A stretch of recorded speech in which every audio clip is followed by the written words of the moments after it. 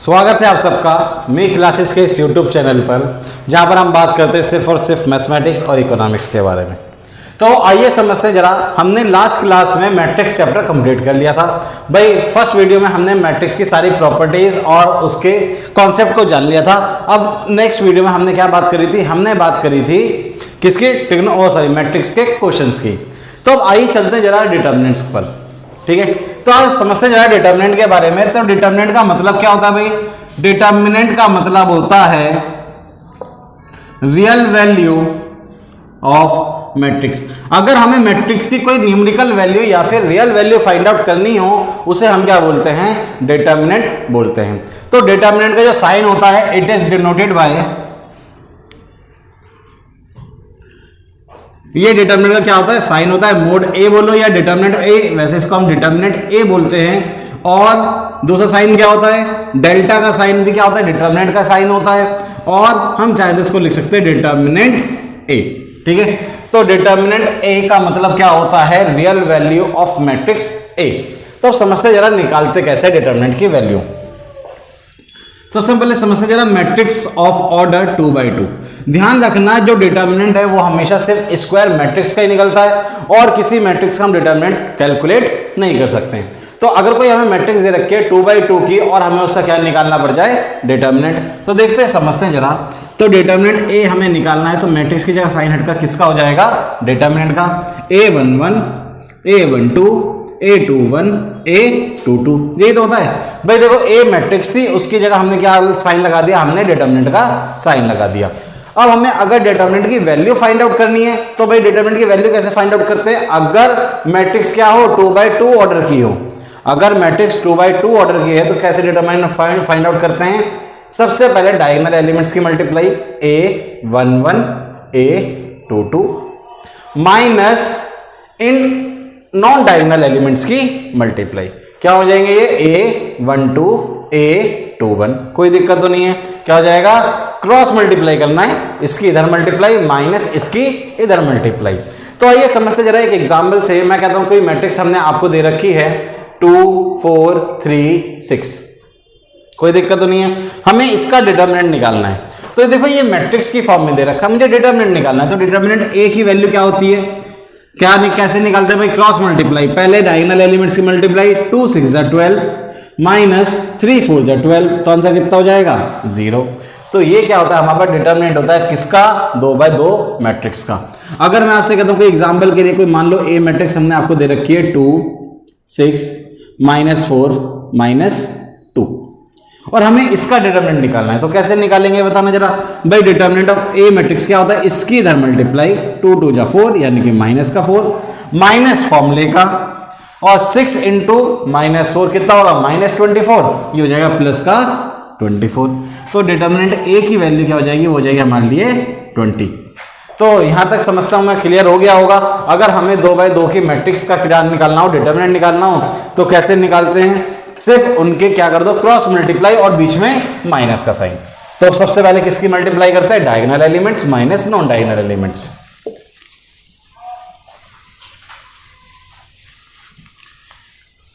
आइए समझते हैं जरा। अगर हमें मैट्रिक्स दे रखी हो 3x3 की, यानी कि अगर हमें 3 ऑर्डर की मैट्रिक्स दे रखी है और हमें क्या निकालना हो? उसका डिटर्मिनेंट निकालना हो, तो देखो कैसे निकालते हैं जरा। अगर हम मान लेते हैं एग्जांपल के लिए कोई मैट्रिक्स हमें दे रखी है a11 a12 a13 a21 a22 a23 a31 a32 a33। कोई दिक्कत तो नहीं है। सबसे पहली चीज जो हम समझेंगे वो समझते हैं जरा। देखो मैं तुम्हें यहाँ पे ट्रिक बता रहा हूं, यानी कि हम यहाँ पे कॉन्सेप्ट ज्यादा नहीं पढ़ रहे हैं। हम यहाँ पर क्या करेंगे? सीधे चीजों को समझेंगे भाई। देखो इन दोनों का सम इवन होता है तो इसलिए प्लस होता है, पॉजिटिव का साइन आता है इसमें।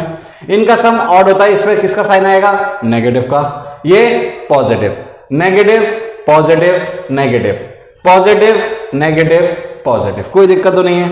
तो क्या होगा हमारे पास? Positive negative positive negative positive negative positive negative positive. देखो अब हम समझते हैं जरा। सबसे पहले हम इसको एक्सपेंड करते हैं। भाई एक्सपेंड करेंगे किससे? भाई मैं एक्सपेंड किसी से भी कर सकता हूं, चाहूं मैं रो 1 से करूं, रो 2 से करूं या रो 3 से करूं, या कॉलम 1 कॉलम 2 कॉलम 3 से करें, लेकिन करेंगे हमेशा सिर्फ एक ही से। तो मैं एक काम करता हूं, सबसे पहले हम एक्सपेंड करते हैं R1 से। देखो R1 के एलिमेंट चेक करो भाई, R1 के एलिमेंट्स कहां हैं? ये रहे R1 के एलिमेंट्स, इनको मैं एक्सपेंड कर रहा हूं। तो पहला एलिमेंट किसका है? प्लस का है। तो ये भाई लिख दो जरा A11। अब क्या करना है भाई, इसकी रो और कॉलम को उड़ा दो। भाई अगर मैं इसकी रो और कॉलम हटा दूं तो ये रही रो और ये रहा कॉलम, हटा दिया, क्या बच गया मेरे पास? उसको लिख दो A22 A23 A32 A33। कोई दिक्कत तो नहीं है।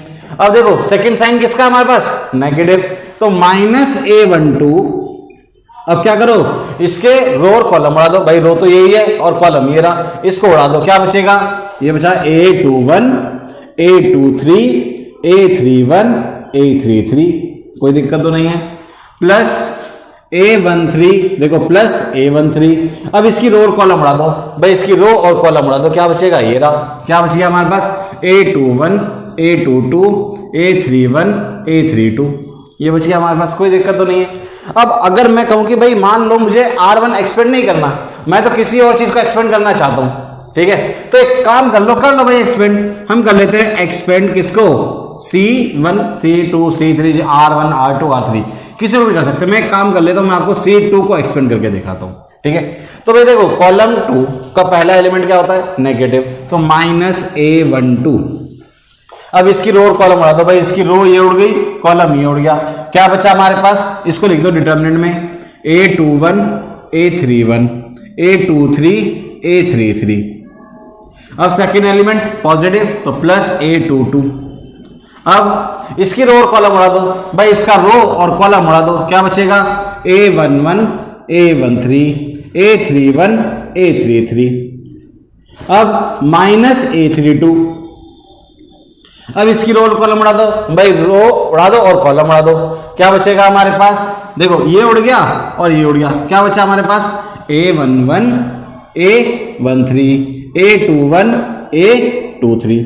तो ये इसी टाइप से हम क्या कर सकते हैं, किसी से भी हम क्या कर सकते हैं, डिटरमिनेंट की वैल्यू को फाइंड आउट कर सकते हैं। तो अब एक काम करते जरा, एक एग्जांपल लेते हैं और उसको फिर जरा उससे हम डिटरमिनेंट की वैल्यू निकालते हैं।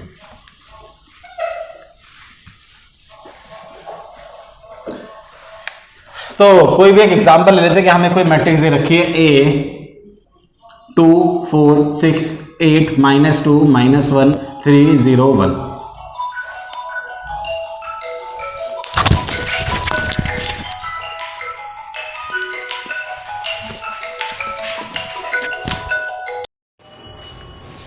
तो आइए समझते हैं जरा इस मैट्रिक्स का अगर हमें डिटरमिनेंट निकालना हो तो कैसे निकालते हैं। तो देखो हमें जो ऑर्डर दे रखा है वो कितना है भाई? 3/3 की मैट्रिक्स दे रखी है और हमें इसका क्या करना है?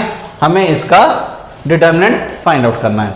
तो हमने अभी बताया था आपको कि हमें डिटरमिनेंट की वैल्यू कैसे निकालनी है। हम सबसे पहले किसी से भी एक्सपेंड कर लेंगे, हम चाहे रो 1 से करें रो 2 से करें, किसी से भी हम क्या कर सकते हैं? एक्सपेंड कर सकते हैं। तो हम एक्सपेंड कर लेते हैं किसको? R1 को। तो अगर मैं R1 को एक्सपेंड करता हूं तो देखो पहला एलिमेंट किसका है भाई? +2 है, ठीक है।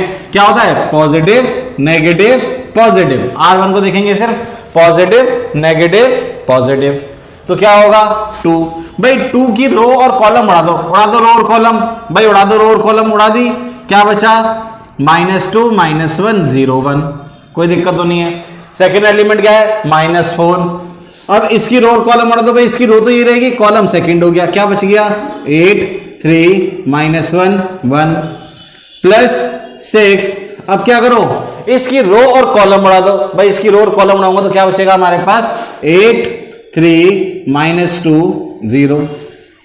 अब देखो ये हमारे पास क्या हो गया? एक 2/2 का डिटरमिनेंट हो गया। इसको सॉल्व करना हमें आता है। भाई कैसे सीखा था अभी हमने? डायगोनल एलिमेंट्स की multiply minus non diagonal elements की मल्टीप्लाई। तो -2 -0 भाई -2 ही रहेगा। -4 इसी का मतलब 8 माइनस फॉर्मूले का -3 तो प्लस का 3 हो गया, +6 ये हो गया कितना? 0 -6 तो +6 हो जाएगा। कोई दिक्कत तो नहीं है भाई। अब इसको सॉल्व कर लेते, क्या आ जाएगा आंसर? -4 -44 प्लस 36, तो ये कितना हो गया 48 में से 36 माइनस करेंगे तो कितना आएगा भाई -12। तो इस डिटरमिनेंट की वैल्यू क्या हो जाएगी हमारे लिए, हो जाएगी -12, यानी कि डिटरमिनेंट का आंसर क्या हो जाएगा हमारे लिए, वो हो जाएगा -12। तो चलिए आगे समझते जरा, ये हमने एक्सपेंड करना सीख लिया है, अब डायरेक्ट समझते जरा।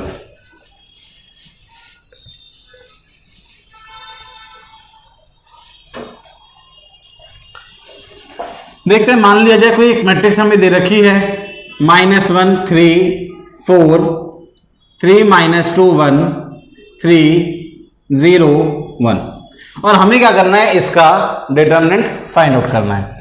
तो किससे एक्सपेंड करें, किसी से भी कर सकते हैं, वैसे तो हम कर लेते हैं एक्सपेंड R1 से, ठीक है। R1 से एक्सपेंड करूंगा तो देखो पहला एलिमेंट पॉजिटिव नेगेटिव पॉजिटिव होता है, ठीक है। तो क्या हो जाएगा -1। अब इसकी रो और कॉलम उड़ा दो भाई, इसकी रो उड़ गई कॉलम उड़ गया, क्या बचा -2 1 0 1। अब इसको सॉल्व कर लो, -2 × 1 -2, ये हो जाएगा 0, तो आंसर आया -2। ये हो गया क्या -3। अब इसकी रो और कॉलम उड़ाऊंगा तो देखो इसकी रो और कॉलम उड़ा दो, यानी कि ये गया और ये वाली गया, तो क्या बचा 3 -3 0 +4। अब इसकी रो और कॉलम उड़ाऊंगा तो ये 0 -6 0 -6 यानी कि +6 हो गया, तो आंसर कितना हो जाएगा बताओ जरा, ये हो गया 2, ये हो गया 0 और ये हो गया 24, तो आंसर कितना आ गया 26, और ये हो जाएगा क्या हमारा डिटरमिनेंट की वैल्यू।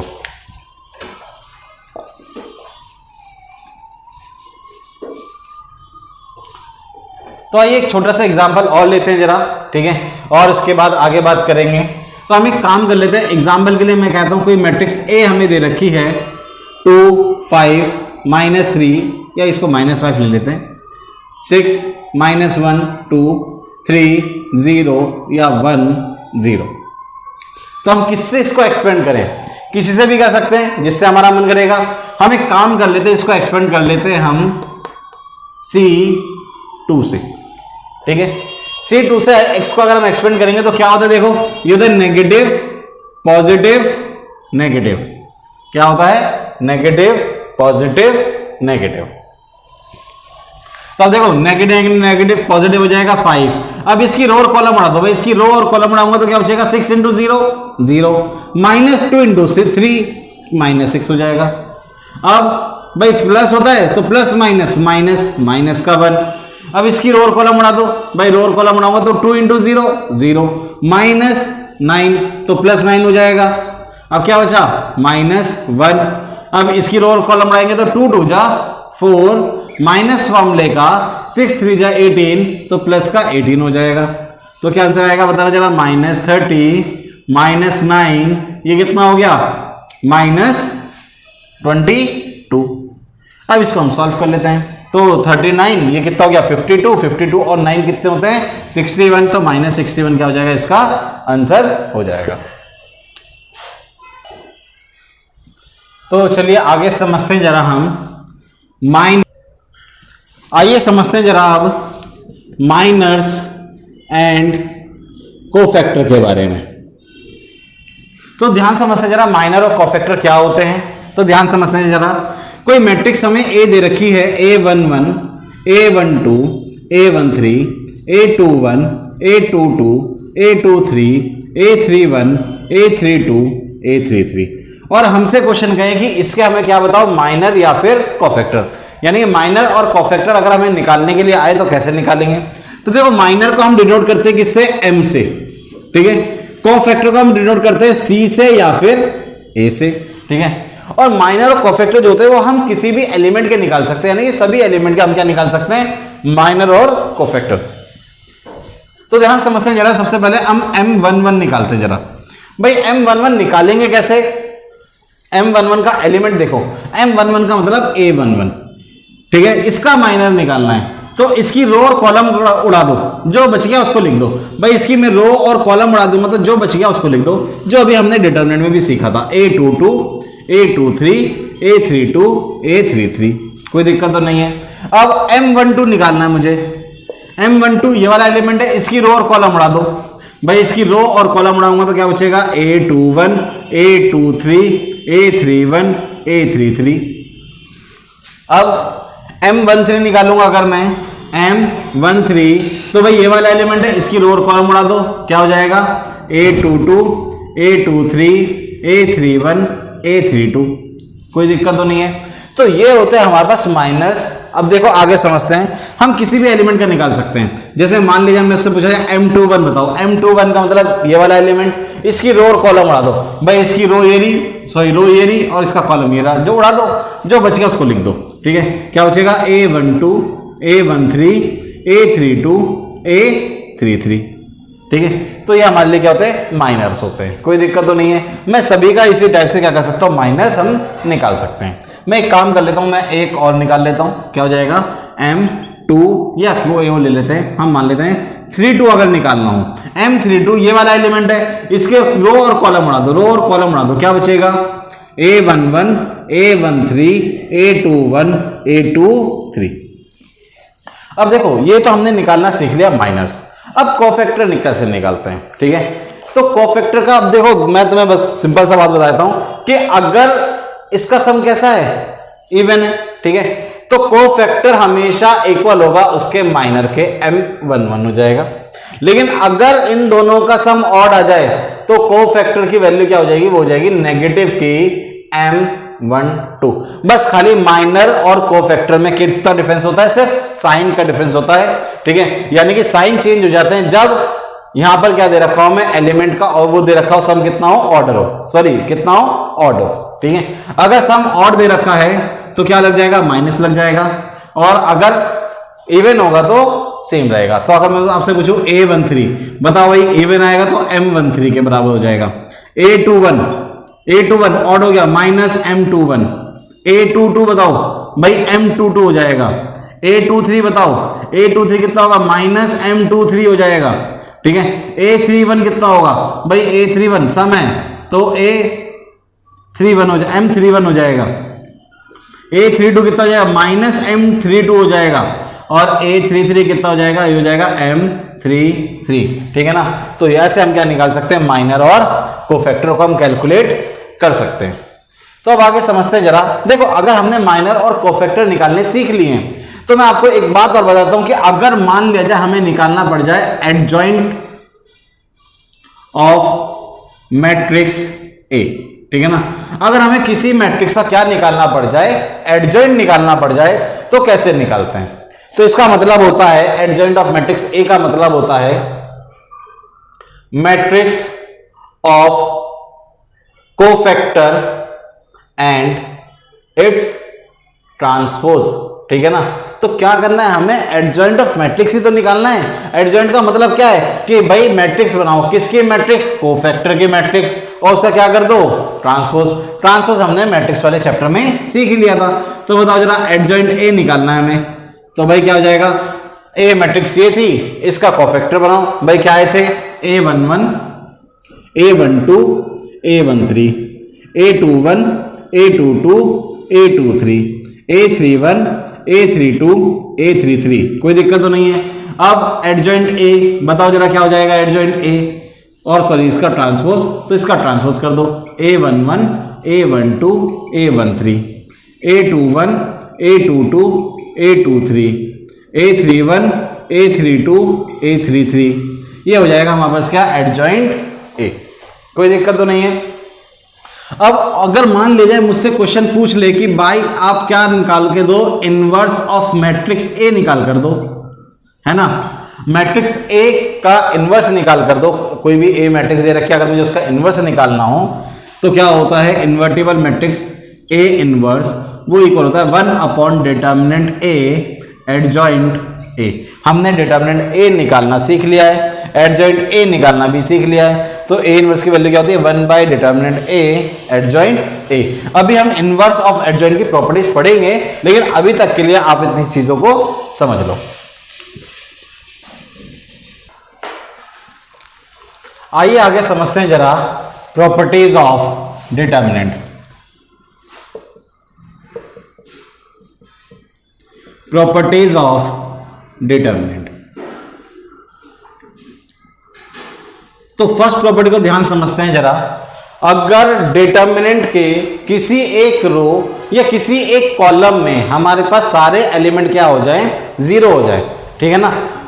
अब लिखते जरा, if all the elements of one row या columns are zero, then determinant की जो वैल्यू आएगी वो हमेशा क्या आएगी, जीरो आएगी। अगर किसी भी डिटर्मिनेंट के एक रो के या एक कॉलम के सारे एलिमेंट जीरो हो जाएं तो उसकी वैल्यू क्या आएगी, जीरो आएगी। देखो ध्यान समझते हैं, मैं एग्जांपल देता हूं कि कोई एक डिटर्मिनेंट हमें दे रखा है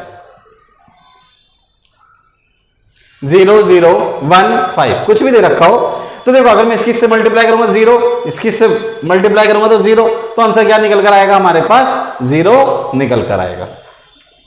अब समझते हैं जरा second properties. If two rows या कॉलम्स आर आइडेंटिकल, आइडेंटिकल का मतलब सेम, अगर डिटर्मिनेंट में कोई दो रो या दो कॉलम क्या हो जाए, सेम हो जाए, तो डिटर्मिनेंट की वैल्यू तब भी क्या आती है, हमारे पास जीरो आती है। थर्ड प्रॉपर्टी क्या है, if we interchange row and column, then value of determinant remains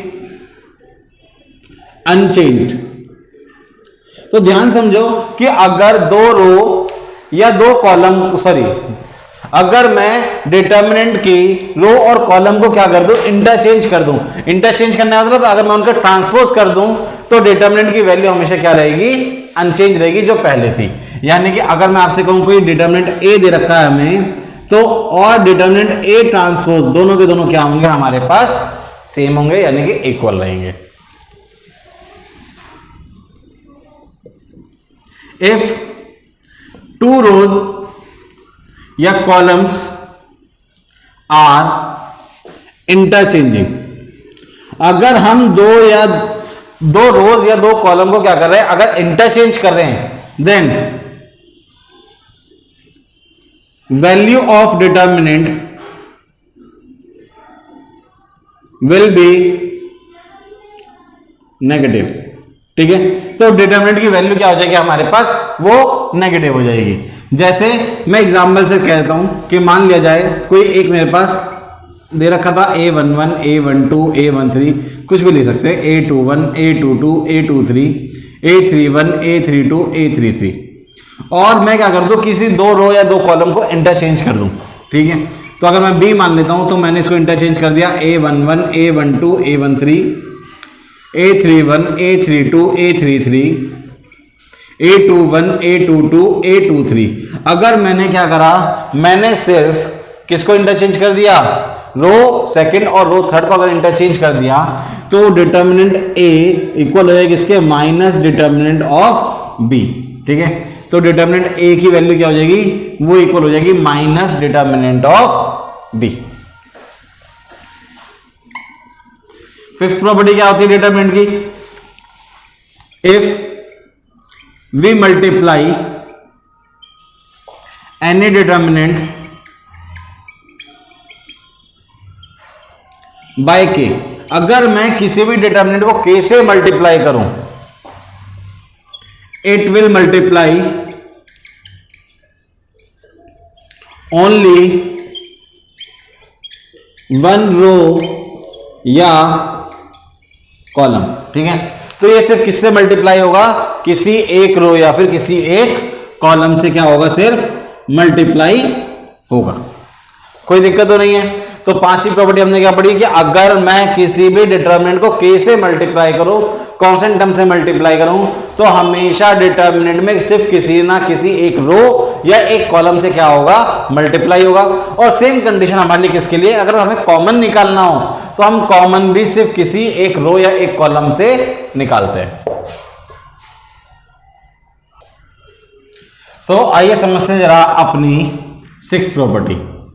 तो ध्यान समझ, तो सिक्स्थ प्रॉपर्टी क्या कहती है कि मैं इसको ना एक काम करता हूं, डिटर्मिनेंट में लिख लेता हूं। ठीक है, हमें दे रखा है A11, A12, A13, A21, A22, A23, A31, A32, A33। और अगर हमें क्या कर रखा हो, किसी एक रो या किसी एक कॉलम में कोई कांस्टेंट टर्म ऐड करके दे रखी हो, जैसे मैं यहां कुछ भी लिख लेता हूं, मान लीजिए यहां पे मुझे दे रखा है A, यहां दे रखा है B, यहां दे रखा है C, वो किसी में भी हो सकता है, रो में भी हो सकता है, कॉलम में भी हो सकता है, हम जैसे मर्जी इसको लिख सकते हैं। तो देखो इसको अगर हम सेपरेट करके लिखेंगे तो कैसे लिखेंगे, ये हो जाएगा determinant of A11, A12, A13, बाकी पूरी मैट्रिक्स सेम, A21, A12, क्या लिख दिया, 22, 31, A22, A32, A13, A23 और A33। देखो ये वाली मैट्रिक्स तो कौन सी हो गई, ये A11, A21, A31 और ये सारी की सारी सेम। अब प्लस करेंगे इसमें क्या, अब जो हम अब नेगेटिव यहाँ पे जो एडिशन में टर्म दे रखी थी उसको लिख देंगे A, B और C, और बाकी पूरी मैट्रिक्स सेम हो जाएगी, A12, A13, A22, A23, A32, A33। तो ये हमारे पास क्या होती है इसकी सेवेंथ प्रॉपर्टी। अगर कोई कांस्टेंट टर्म दे रखी है तो उसको मैं अलग से डिटरमिनेंट में वैल्यू को लिख सकता हूं, ठीक है। तो अब आते हैं जरा सेवेंथ प्रॉपर्टी पर, कि मान लीजिए अगर हमें डिटरमिनेंट ए बी दे रखा हो, ठीक है, ए बी का डिटरमिनेंट दे रखा हो, दो मैट्रिक्स अगर मल्टीप्लाई करके उसका डिटरमिनेंट निकालना हो तो हमेशा इक्वल होता है determinant of A determinant of B के, कोई दिक्कत तो नहीं है। यानी कि डिटरमिनेंट ऑफ ए इक्वल होता है किसके, डिटरमिनेंट ऑफ बी के।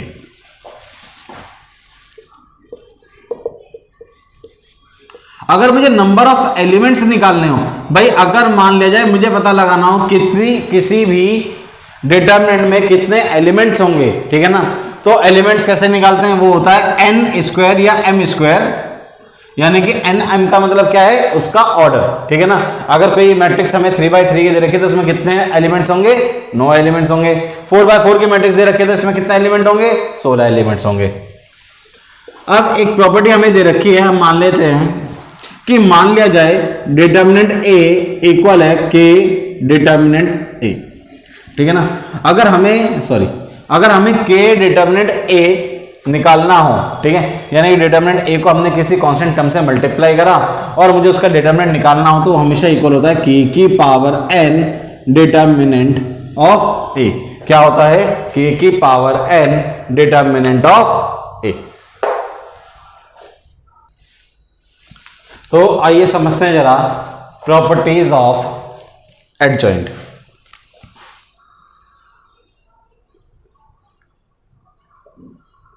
देखो अगर हमें एडजॉइंट निकालना हो, हमने अभी निकालना सीख लिया भाई एडजॉइंट ए कैसे निकालते हैं हम, मैट्रिक्स ऑफ कोफैक्टर और उसका ट्रांसपोज, ठीक है। लेकिन प्रॉपर्टीज ऑफ एडजॉइंट हमेशा याद रखना, क्योंकि हमारे पास एडजॉइंट निकालने के लिए कोई क्वेश्चन नहीं आएगा, ठीक है। अगर क्योंकि इतना बड़ा क्वेश्चन हम इससे पूछेंगे नहीं, ठीक है।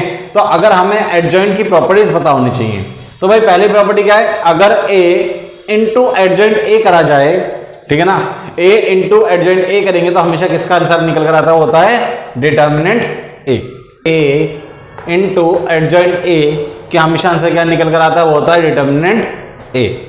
और अगर हमें सेकंड प्रॉपर्टी क्या दे रखी है, एडजॉइंट ए का डिटरमिनेंट निकालना हो, अगर क्वेश्चन कहे कि एडजॉइंट ए का डिटरमिनेंट निकालना हो तो हमेशा किसके इक्वल होता है, डिटरमिनेंट ए की पावर n-2। और अगर हमें एडजॉइंट ऑफ एडजॉइंट ए निकालना हो, एडजॉइंट ऑफ एडजॉइंट ए निकालना हो तो उसकी वैल्यू क्या आती है, हमारे पास आती है डिटरमिनेंट की पावर n-1। क्या होती है, डिटरमिनेंट की पावर n-1। और अगर हमें एडजॉइंट ऑफ एडजॉइंट ए का डिटरमिनेंट निकालना हो तो भाई क्या वैल्यू हो जाती है, हो जाती है डिटरमिनेंट ए की पावर n-1 का होल स्क्वायर। और अगर हमसे पूछा जाए भाई एडजॉइंट ए का ट्रांसपोज किसके इक्वल होता है, एडजॉइंट ए के ट्रांसपोज के ही क्या होता है, इक्वल होता है। और अगर एडजॉइंट ऑफ के ए निकालना हो, के कोई भी कांस्टेंट हम दे रखी है, तो क्या होता है उसका आंसर, वो होता है के की पावर n-1, n का मतलब ऑर्डर, के की पावर n-1 एडजॉइंट ए। और एडजॉइंट ऑफ आई मैट्रिक्स का निकालना हो, भाई आइडेंटिकल मैट्रिक्स अगर हमें एडजॉइंट निकालना तो क्या रहेगा, वो हमेशा आइडेंटिकल मैट्रिक्स रहेगा। अगर मैं आपसे पूछूं एडजॉइंट ऑफ जीरो मैट्रिक्स क्या रहेगा, भाई सिंपल सी बात है, जीरो एलिमेंट दे रखे हैं सारे के सारे, तो जीरो ही रहेगा। अगर मैं आपसे कहूं कि कोई ए मैट्रिक्स मेरे पास सिमेट्रिक मैट्रिक्स दे रखी है, भाई अगर ए मैट्रिक्स सिमेट्रिक मैट्रिक्स है तो उसका एडजॉइंट भी क्या होगा, सिमेट्रिक मैट्रिक्स होगा। सिंपल सी कंडीशन है।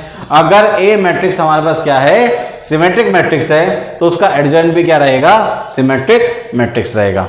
अगर एक ए हमारे पास क्या है, कोई सिंगुलर मैट्रिक्स है, तो उसका एडजॉइंट भी क्या रहेगा, सिंगुलर मैट्रिक्स ही रहेगा। तो अब आइए जरा समझते हैं जरा properties of inverse of matrix. तो अभी मैंने आपको बताया था भाई इनवर्स हम कैसे निकालते हैं। इनवर्स निकालने का हमने फॉर्मूला पढ़ा था, ए इनवर्स इक्वल होता है 1 अपॉन में डिटरमिनेंट ए एडजॉइंट ए। तो ध्यान से समझो जरा इनवर्स होता क्या है, कि अगर मान लीजिए हमारे पास कोई दो मैट्रिक्स दे रखी है ए और बी, और अगर हम क्या करें, ए बी को मल्टीप्लाई करें, प्रोडक्ट निकालें और वो इक्वल हो जाए बी ए के, और वो प्रोडक्ट इक्वल हो जाए किसके, आई के। अगर ए बी इक्वल हो जाए बी ए के, इक्वल हो जाए आई के, तो इसका मतलब क्या होता है, ए इनवर्स इक्वल होगा किसके, बी के, या मैं ये कह सकता हूं कि बी इनवर्स होगा किसके, ए के। तो अब देखो जरा समझते हैं जरा, अगर ए इनवर्स की वैल्यू बी है, बी इनवर्स की वैल्यू ए है, तो क्या कंडीशन होती है, ए बी इक्वल होता है बी ए इक्वल होता है आई के। ध्यान समझना, inverse exist only when matrix is singular. ध्यान समझो, सिंगुलर मैट्रिक्स क्या होती है, बताए थे जरा भाई, सिंगुलर मैट्रिक्स क्या होती है। सिंगुलर मैट्रिक्स वो मैट्रिक्स होती है जिसमें डिटर्मिनेंट ए की वैल्यू क्या होती है, नॉट इक्वल होती है किसके, जीरो के। ठीक है, अगर डिटर्मिनेंट ए की वैल्यू जीरो आ जाए तो वो कौन सी मैट्रिक्स होती है, नॉन सिंगुलर मैट्रिक्स होती है। Non singular matrix, non singular matrix क्या होती है, जिसका डिटर्मिनेंट क्या हो जाए, जीरो। भाई अगर मैट्रिक्स का डिटर्मिनेंट जीरो हो गया तो क्या मैं नॉन सिंगुलर मैट्रिक्स का इनवर्स फाइंड आउट कर सकता हूं, भाई 1 अपॉन जीरो यानी कि इंफिनिटी, उसका हम क्या नाम है, इनवर्स नहीं निकाल सकते। सिर्फ हम किसका इनवर्स निकाल सकते हैं, आई थिंक मैंने उल्टा बोल दिया। सिंगुलर मैट्रिक्स वो मैट्रिक्स होती है जिसका डिटर्मिनेंट क्या होता है, जीरो होता है, और नॉन सिंगुलर मैट्रिक्स वो होती है जिसका डिटरमिनेंट जीरो नहीं होता। ठीक है ना, इस matrix is non singular matrix. ठीक है, हम सिर्फ तभी इनवर्स फाइंड आउट कर सकते हैं जब हमारे लिए क्या होती है, नॉन सिंगुलर होती है। नॉन सिंगुलर का मतलब है जब डिटरमिनेंट की वैल्यू जीरो नहीं होती, और सिंगुलर मैट्रिक्स कौन सी होती है, जब डिटरमिनेंट की वैल्यू क्या होती है, जीरो होती है। तब ध्यान समझते हैं जरा, अगर मैं आपसे कहूं कि ए बी का इनवर्स निकालो, ठीक है, ए बी का अगर मुझे इनवर्स निकालना हो तो वो किसके इक्वल होता है, वो इक्वल होता है बी इनवर्स ए इनवर्स के। कोई दिक्कत वाली बात नहीं है। ए बी का इनवर्स किसके इक्वल होता है, वो इक्वल होता है बी इनवर्स और ए इनवर्स के।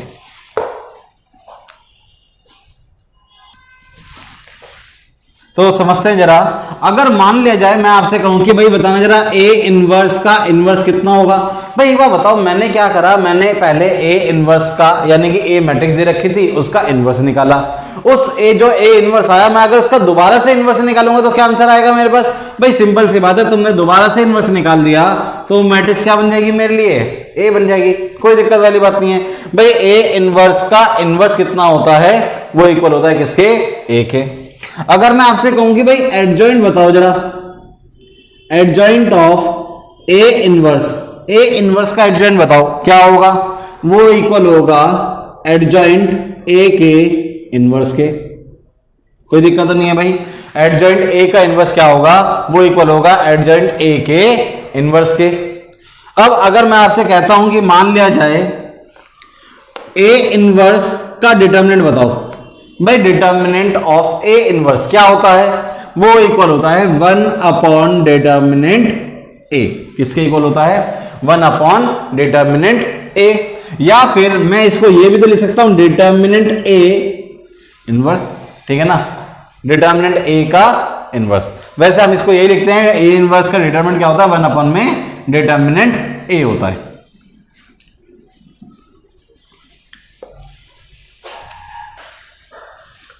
तो आइए आगे समझते जरा solution of system of linear equations. अगर हमें कोई लीनियर इक्वेशन दे रखी है, मैं मान लेता हूं a11x प्लस a या a1x plus b1y plus c1z equal to d1, a2x plus b2y plus c2z equal to d2, a3x plus b3y plus c3z equal to d3।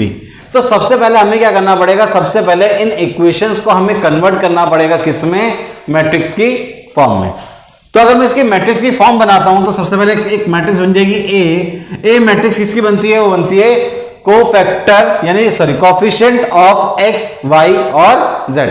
Matrix किसकी होती है, cofactor of X Y Z, coefficient. तो क्या हो जाएगा, a1 b1 c1, a2 b2 c2, a3 b3 c3। B matrix वो बनती है जो कांस्टेंट टर्म होती है, यानी कि d1 d2 d3, d1 d2 d3। और x मैट्रिक्स बनती है किसकी, x y और z की। तो अगर मुझे x की वैल्यू निकालनी हो तो x की वैल्यू देखो कैसे निकालेगी, देखो हमने क्या करा होगा, a इंटू एक्स करा होगा, यानी कि a इंटू एक्स किसके इक्वल आया होगा, b के। मुझे वैल्यू किसकी फाइंड आउट करनी है भाई, x की। तो x की वैल्यू हमारे लिए हो जाएगी, a इनवर्स b। कोई दिक्कत तो नहीं है भाई, a इनवर्स निकालना हमने सीखा था, क्या होता है 1 upon determinant a adjoint of a। कोई दिक्कत तो नहीं है। तो भाई क्या होता है, x इक्वल होता है a इनवर्स b के।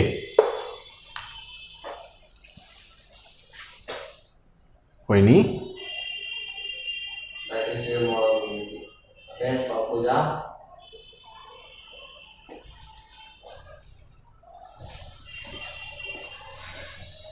कुछ हो नहीं रहा,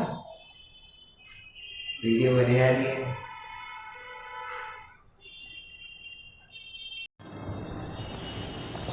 आइए समझते हैं जरा आगे क्राइटेरिया फॉर कंसिस्टेंसी। अगर हमें बताना हो कि जो लीनियर पेयर हमें आपको दे रखे थे, इक्वेशन जो हमने आपको दे रखी थी, वो कंसिस्टेंट है या फिर इनकंसिस्टेंट है, तो कैसे पता चलेगा। तो ध्यान समझते हैं जरा। सबसे पहले हम चेक करेंगे फर्स्ट कंडीशन कि क्या डिटरमिनेंट की वैल्यू जीरो है। अगर डिटरमिनेंट की वैल्यू नॉट जीरो है तो हमारे पास क्या होगी, कंसिस्टेंट होगा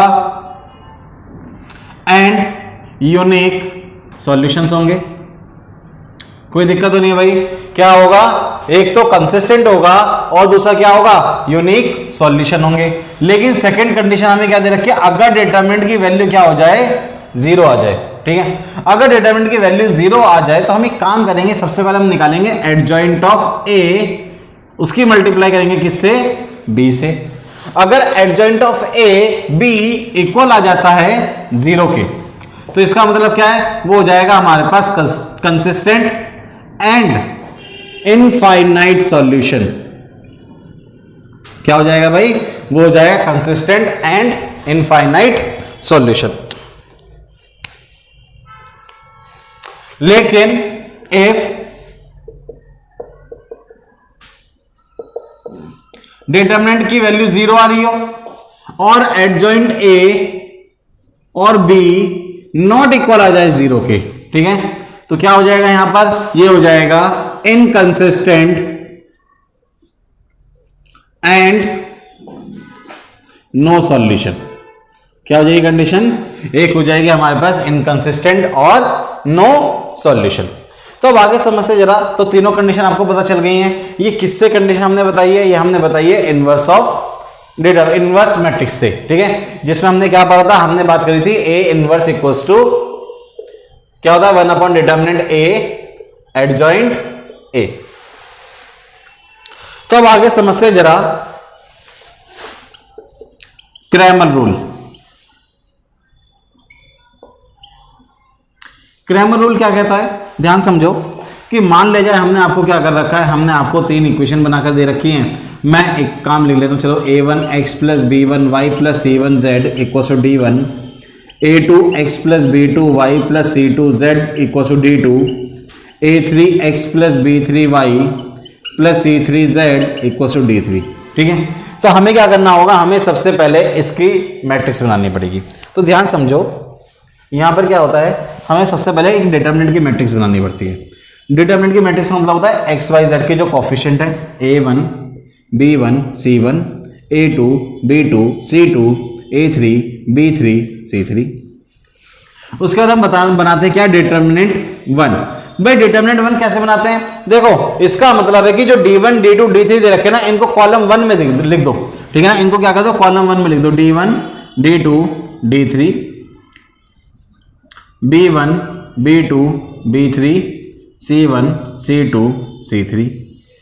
अब अगर मान लिया जाए मुझे क्या निकालना पड़ जाए, यहां पे डिटर्मिनेंट 2 निकालना पड़ जाए, तो भाई डिटर्मिनेंट 2 में क्या होगा, ये जो D1 D2 D3 थे ना, वो कहां जाएंगे, ये हमारे पास कहां जाएंगे, सेकंड कॉलम में आ जाएंगे।